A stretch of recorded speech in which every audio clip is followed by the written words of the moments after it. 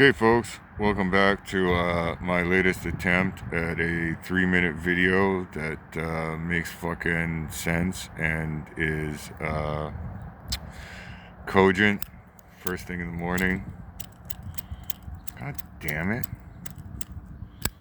Fuck. Whatever. I give up. Got the goddamn torch anyways. These things are fucking brilliant. These little bastards that all the druggies use. They're really good for camping. It's refillable too. Anyways, I digress. We got a real problem out west here. It's a real problem of population, not of housing.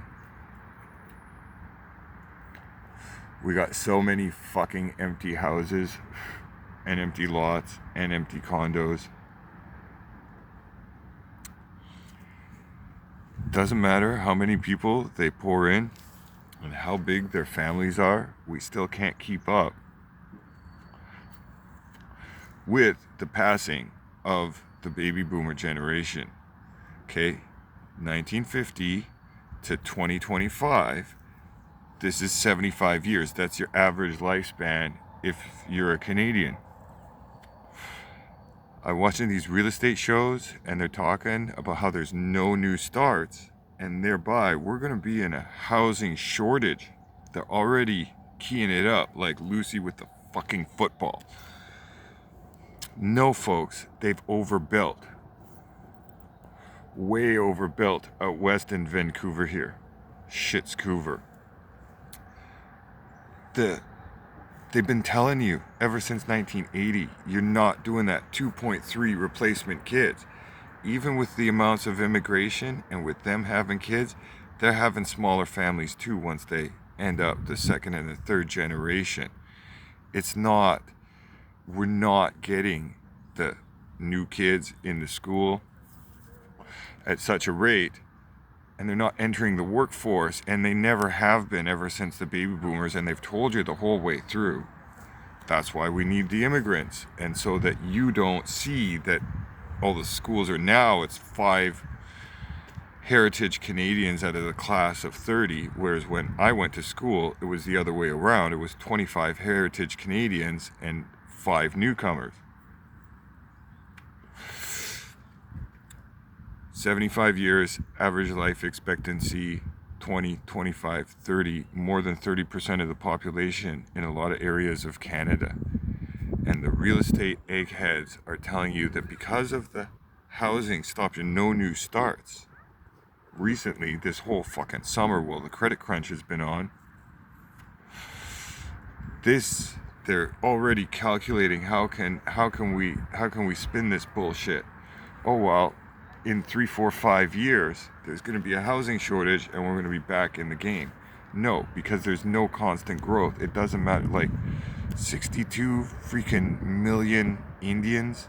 You gotta be kidding me, Canada. What the fuck is Mark Carney? This is bullshit.